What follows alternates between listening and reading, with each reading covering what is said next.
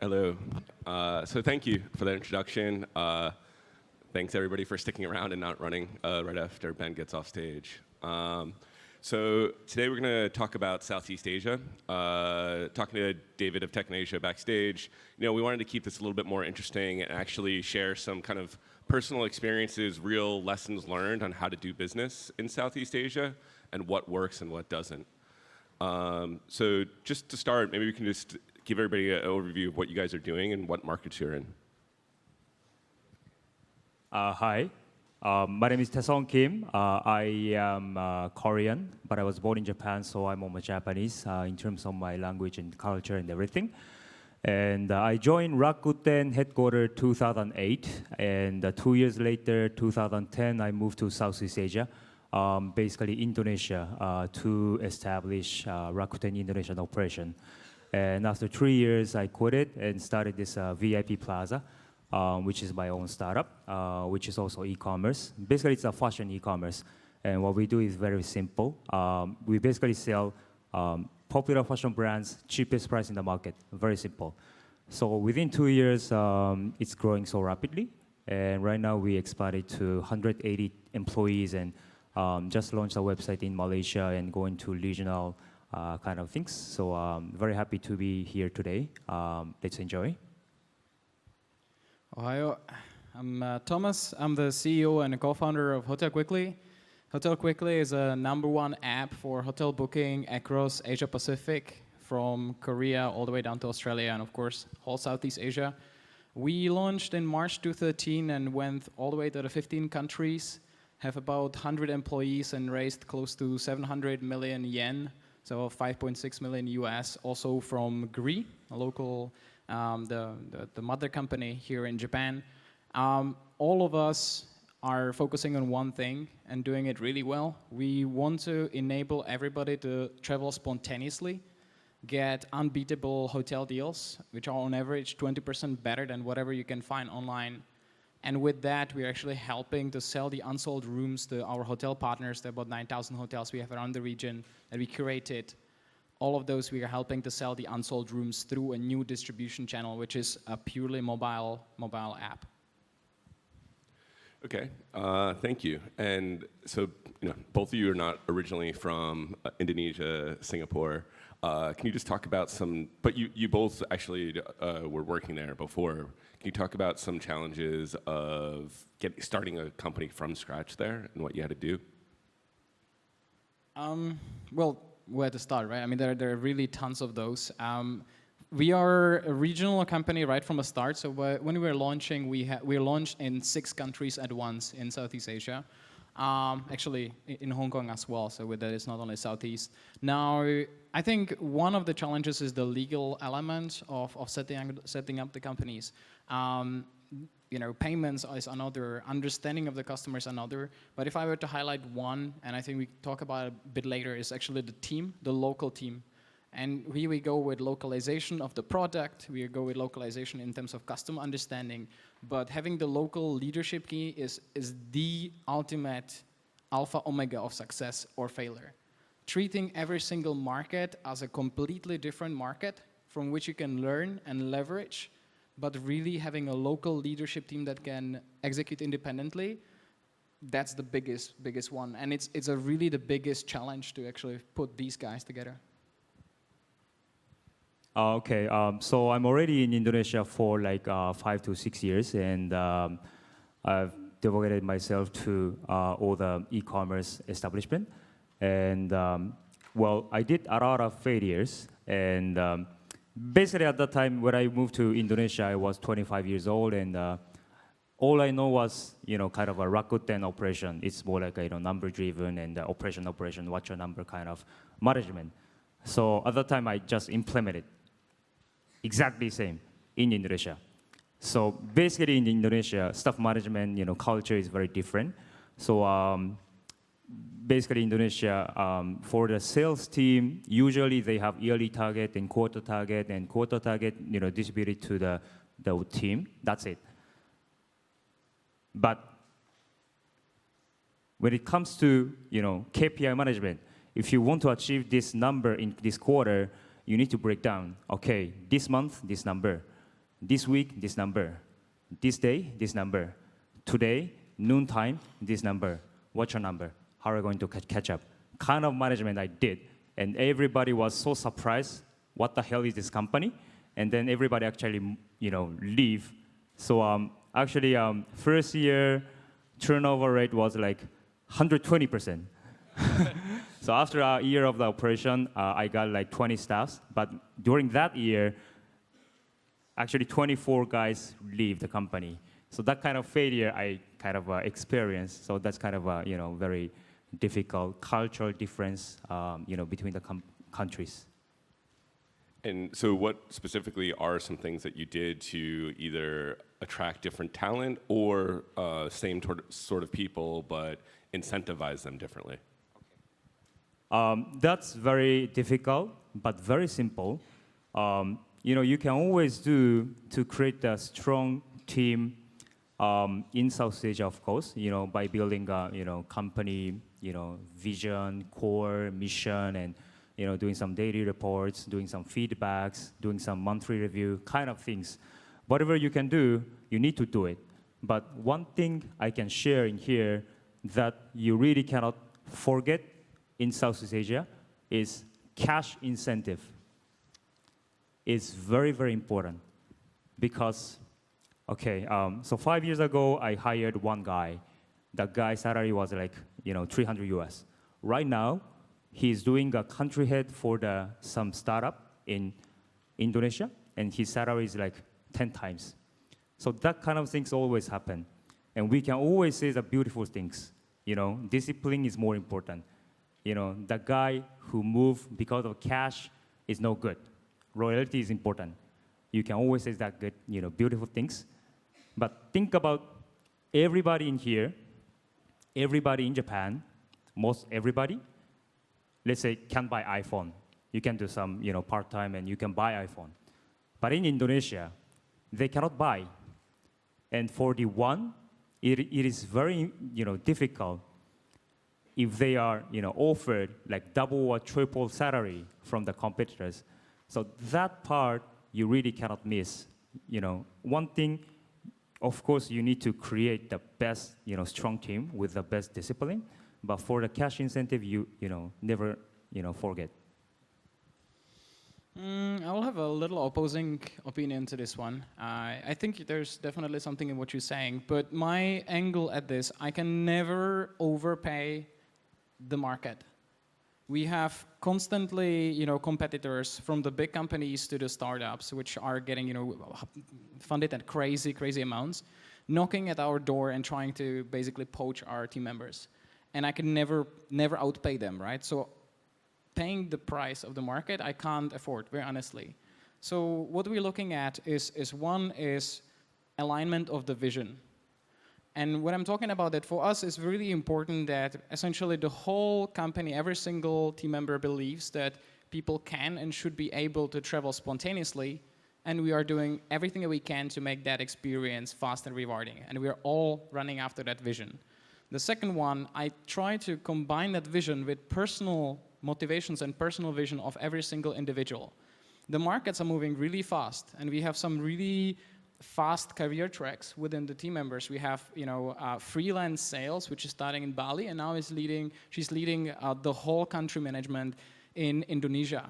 Within 2 years, she grew this way. And we try to see how the people that are driven by growth and personal development can achieve that. So every single employee, every single team member has to have their motivation, individual motivations fulfilled. Cash is one of them, but not always.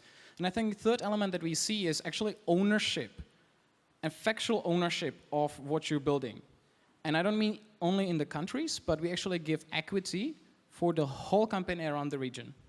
So every single employee that is a key team member within the countries is getting an equity, of course, which is set up in a smart way. So you would have 1 year vestings, and you have certain cliffs that incentivize them to stick around, but also that really gives back the value that they create within the teams. And we find this works really well. We are able to translate these, the ESOP, the equity, back to the salary. So that, basically articulation you're getting XYZ%. This means that if we sell the company within 3 years, just like this and this and this player did for just about that valuation, your salary would be right now, your cash plus that. And that plus is incredible multiple to whatever they can get. So I think this is another very key element. But all of those are really important. Just paying cash won't work.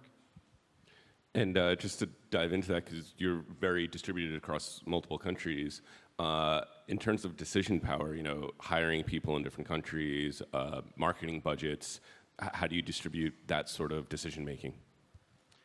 So this is something I see in many of the Japanese companies as something which I would see a recipe for failure, is the fact that you treat your home country or one market as more important, more valuable in terms of resources and decision making than the others. With this, you're screwed.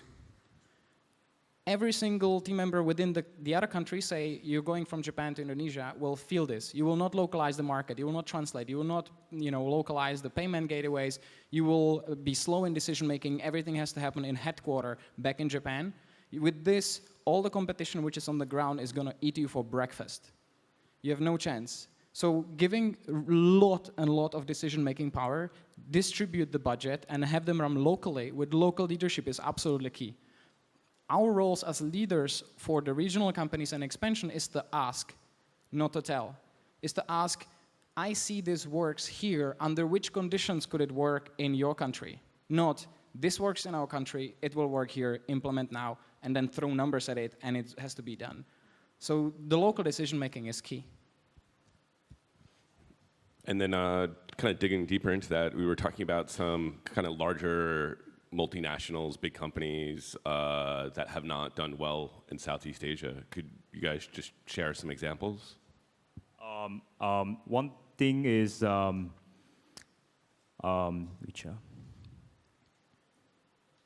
is doing fine. Don't get me wrong. They're doing fine. We mentioned eBay backstage was one of the... Yes, but not so aggressive. And eBay also not so aggressive. eBay did big failure in Indonesia. They basically, joint venture with the biggest telco in Indonesia.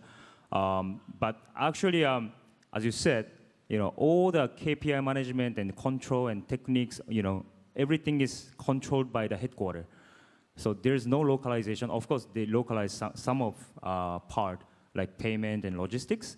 But basically, how to sell, how to, tackle to the market. That part is totally controlled by the headquarters. So that's why they started like 4 years ago, but it's not catching up, and they're still kind of hovering around very low. So I think that is one of the case of the failure. I think some of those could be like many of the Rocket Internet ventures. What we were discussing earlier is the instant messaging apps. It's really funny to observe how they're doing across the different markets. Now, when we're talking Southeast Asia, we're not talking about Southeast Asia. We're talking about every single market differently, because every single one of the markets have really, really completely different dynamics in terms of customer behavior, in terms of the decision making, in terms of even the purchasing power, etc. You can't treat Indonesia just like Singapore or Thailand or Malaysia. They're really different. When you have Muslim population which is prevalent in one, Buddhist in another, which is Me Too society versus individualistic Chinese-driven societies. These are really different culturally and also factually within the behavior. So, like if you look into the instant messaging apps, how they're winning and losing across the market is really interesting. I think what I love to see is how WhatsApp got really his butt kicked in Thailand. 4 years ago, 3-4 years ago, everybody was on WhatsApp, like everybody. Real estate agents would be WhatsApping you about whether you want to have this and that and whatever, right? This completely flipped when Line came in. And Line understood, like the power of Me Too society. In Thailand, if you're doing it and you're doing it, then I should do it as well. Let's do it. And you move the whole market. And in Thailand right now, you have about 36 million people who are online. 36 million people are online. Nobody's on WhatsApp. It's dead, right? And then you take this and you look into, say, Singapore. Line is definitely not the leading instant messaging apps. WhatsApp is still alive, and say WeChat is actually rising quite a lot because of the Chinese community, which is basically constituting part of Singapore. So the local approach to every single market is really, really key. Yet again, here we go. Understand every single market. And then just to tie into that, because there was definitely like messaging wars, I would say 2 years ago in terms of money being spent, Line, Kakao, WeChat. So why do you think, what are some other things other than just that paid marketing and advertising that you've seen or know about? Well, we would have to break country by country. Okay. If I look into Thailand, the one moment and one element there is the understanding of kawaii. The whole stickers and all of that is super cute, and Thais love it. And all the other instant messaging apps were not fast enough on this at all. WhatsApp, no way, right? You look at this, it's just horrendous. If you look into WeChat, they were too slow. So, Line really bet on this, and they went really fast into merchandising. They went really fast into the whole, bringing the instant messaging apps closer and closer to how people live every day. And I think they were very successful. But this is very different to, say, Singapore, where you have a really very much like instant messaging apps should be about messaging, that's it. Not about, some smiley and whatnot. And the kawaii model is really not working amongst neither the expats, which constitute 10% of whole country, as well as actually the locals. So I think the localization yet again is key, and understanding how people express themselves, because instant messaging apps, I was just listening to the CEO of Line at Rise a couple of weeks back, and the notion is that people love to express themselves with body language. You're listening to me 90% how I, what I do with my hands and how I look and rather than whatever I'm talking. And they're trying to translate this, but this translates only to certain consumers. And then just to kind of translate that into what you guys have done with your business. So for customer acquisition, and Taesong, maybe you can talk about, even maybe differences with a larger corporate versus starting a company with not a lot of money behind you. How do you go about creative customer acquisition in a place like Indonesia? Okay, customer acquisition is also very, very different, country by country. So we cannot say one thing, but I can say one thing. Looking at all the small KPIs every hour, and then better CPA, shift the budget. Very simple. So whatever you use, Google and Facebook and YouTube and all that, and offline and online, just keep tracking, and then whatever the customer acquisition cost is cheaper, you just shift the budget, because this customer acquisition cost is it's alive, it's moving. Today Google better, today Facebook better because of the bidding competition and all that. That's one thing I can say. And another thing I can say is this is very interesting. Point ecosystem doesn't work in Southeast Asia. I've tried a lot of point reward and 10 times point. Try to create a loyal customers. Try to make them come back to the website, but it doesn't work. The thing is, they prefer direct discount rather than the point. Indonesia's the biggest airline, which is Garuda Indonesia, they didn't have any point system. I mean the mile point, like until 2 years ago. So Southeast Asian customers is more keen to the direct discount, not the point system. So in terms of customers acquisition, my point is KPI management in each hour and shift the budget, plus direct discount would work, I think. A couple of thoughts. One is that the markets are a lot more dynamic, a lot less established, rather than, say, Japan, right? Where the pricing, you basically see what's happening, you see how expensive everything is, and you see the different distribution channels. Many of the markets around Southeast Asia are growing so fast that you can actually bet on strategies which have not been there and will be there. Mobile first is one of them. We are basically targeting customers who do not know online experience, because mobile is their first device they connect to the internet, and they connect with smartphones. So what they see on smartphone is the first thing they see from e-commerce. And many of the countries have actually m-commerce, so mobile commerce, larger than the online. In Malaysia, it's 60% of the whole e-commerce. People are searching and buying. So there you can have completely different acquisition strategies and products, really, rather than in your home market if it's Japan. The second element is actually importance of branding, and branding as in establishing yourself as a real business, What I mean with this is partnering up with strong brands that people know from offline worlds, such as banks, credit cards, airlines, or whatever there is that you see every day on the street is so important. Just being e-commerce, online, etc., you have to jump the gap between I trust you, I don't trust you, that you're actually a business. So we see a lot of partnerships that we link with banks and with airlines where you have offline presence, which is so hard to measure, actually works really well. And so just going into commerce, you're both selling stuff. In terms of payments in different markets, so maybe start with like Indonesia, is there anything that you've had to do differently in order to actually facilitate commerce and people paying?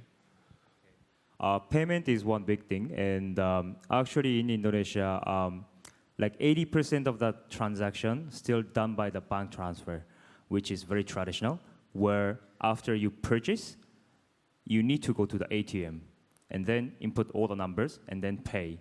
In our website, it's a bit lesser because we target to a bit middle up, but market, as usual, it's around like 80% of the transaction done by the bank transfer, which customer experience is really, really bad because it's gotta be cut off after the purchase, and then you need to move. And right now, we got finance staff, 15 people. What they do is basically after the bank transfer payment comes in, we need people who check. And the data from the bank that we get is only name and the amount of the money. That's it. So if you have like thousands of orders, maybe 80% of them are bank transfer, and then we need to do all the data matching. That's why we need a lot of labor in finance team. And of course, there's some case, okay, I bought, but I don't have any bank account. And then I borrow bank account from my mother and then pay. So eventually, the data will be mommy's name plus account, amount of the money. So it's kind of, very troublesome to, do a matching. To solve this issue, basically we need to automate, via online. And this is what happened when I talked to the biggest bank in Indonesia, which is BCA. It was like 3 years ago. I talked to them, and I really wanted to connect the payment online, not going to the ATM. And then what they said is, okay, online, after the purchase step, we cannot connect because of the internal issue.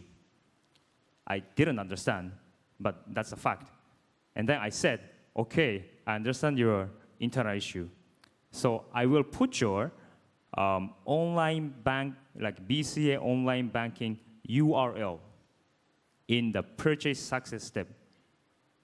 And then they said, no, cannot, because they had some phishing fraud, phishing usagi, in the past. So that's why what we did was we put the URL without any link. That's actually what happened, like 2 to 3 years ago. Right now it's a bit better, but still, that kind of biggest bank request exclusivity of the payment gateway. Kind of things always happen. So we always say, payment infrastructure is not yet ready, but this is, kind of a very, very small, actual case. Payment to me is 2 words, is exciting headache. Exciting because I'm really cannot wait up until somebody fixes it for the whole region. Headache is because that's what I live with every day. you have every single country with different currency, which is floating as it wants, and you have a different settlements both ways. So you're collecting and settling with the merchants. You have to fix that. In order to be able to do that, you have to have local entities frequently with local accounting. So we have team which is just doing reconciliation on all that. And I can talk another 10 minutes about how bad it is. And I know there are a lot of companies betting a lot of money to actually fixing it and aggregating it and incorporating the solutions that we hear, right? So you have bank transfers, which are Indonesia. Thailand, people pay with 7-Eleven, you know. Then you have cash on deliveries being big one. Then you have instant payments, like with credit cards. All of this is really, really a big pain. My suggestion is just look how the local players are doing it right now. This is usually the fastest way. Don't think how you're doing it, but look, okay, cash on delivery works, do cash on delivery, and figure out how to set it up operationally the fastest way. Cash on delivery was a breakthrough for many of the e-commerce, where you have the trust issue from the customer. Are you real business? So they actually say, you know, like the fashion e-commerce, similar to yours, they would send the product, you look at it, okay, that actually I wanted, you pay to the guy. That's the way, and it really worked. And then just digging a little deeper, so backstage we were talking about even, again, in some countries, like example in Indonesia, with kind of accounting for retail, e-commerce, having to be very careful. So could you guys just share some examples of what sort of problems or issues you run into around regulation in some markets? Any other, like any of Southeast Asian country have a very strict foreign investment regulation, and Indonesia is the hardest one. And basically, this is to protect the labor in each country. So basically, any fields which is close to the retail is restricted. So in terms of e-commerce. It's very interesting. The definition of retail is not clear in Indonesia. And let's say Amazon model, it's buy the product, sell the product. It's retail, maybe. Let's say Rakuten, eBay model, they don't have any products. The one who sell the product is the merchants. Is that retail? Actually, nobody can answer. Even the government cannot answer. For us, we have a warehouse. All the product we sell is in our warehouse. But actually, in terms of the contract, it is said that we are not selling anything. Merchant is selling to the customer directly. So by doing that kind of scheme, we kind of walk around the regulation things. So let's say in the contract, we got the contract between VIP Plaza and the suppliers who sell the product. In the contract, I never say margin. We take margin, but we never say margin because it sounds more like a retail. We say service fee. We store your product in our warehouse. We do all the photo shooting, and then if we sell it, we take service fee. And we never say purchase order because if we purchase, that's a retail. We always say delivery order. So that kind of thing is very, very small thing. But since the government do not have the clear definition of the retail, we need to think about how to protect ourselves. Yeah. I think what's actually from what you're saying, you can't actually articulate it more clearer. Regulatory issue and legal frameworks within the countries are shifting and they're moving all the time. So much unlike in say, fairly established legal systems where something is like this and it will be like this tomorrow, next year and the year after, etc. In many of the markets, this is like something is like this maybe. Maybe it will be like this tomorrow, and I don't know. So what actually you have to do is you have to acknowledge that this is the fact. And when you're setting up the business and you're expanding to these countries, you have to consider the legal framework, regulatory issue as another element that you have to simply focus on.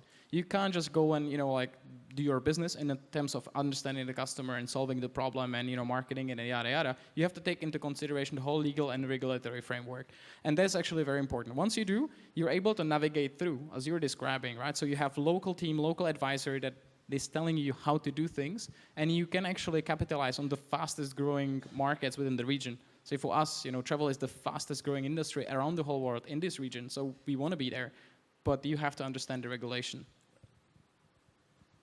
And just to kind of then now flip it in terms of, that's the negatives that you run into. In terms of like positives, opportunities that do exist, whether it's something related to your services that you see as new opportunities or just things outside of your, what you're working on, what opportunities do you see in Southeast Asia, whether it's a product or even new geographies that people really haven't tapped that you think would be of interest to this audience?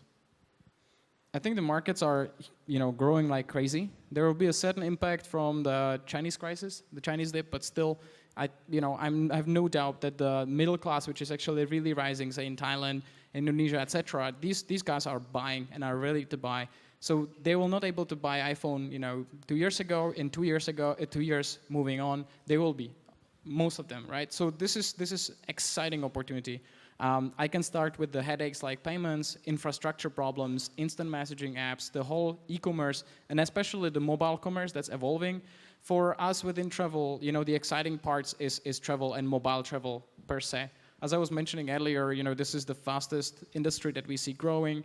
We see a huge chance to jump on the $90 billion hotel accommodation market within the region that grew 100% over the past 4 years in terms of online presence. And focusing on mobile is huge. So I'm biased because I'm looking at travel, but looking into mobile, that is a real mobile commerce within the region, that's huge. It's not going to be huge, it is huge.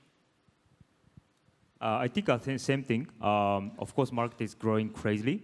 And simply, younger population is increasing and the buying power is increasing. And, mobile penetration is increasing and, connection is getting better. Payment is doing better and logistics doing better. So definitely it's increasing. And the e-commerce market size is, right now in Indonesia, it's growing like plus 50% every year. So definitely increasing, but I think we need to control our expectation a little bit. The thing is, it's still very small. E-commerce market size in China is like 600 billion US. E-commerce market size in Indonesia is 6 billion US, which is only 1% of China market. It's growing plus 50% every year, but to catch up, that's gonna take time. But definitely it's growing, and there's less competition, and there's less, the best services. So I'm very excited. Yeah. So it's like getting in on the ground floor of China. Yeah. All right. Thank you very much, guys. This was excellent. Thank you, everybody.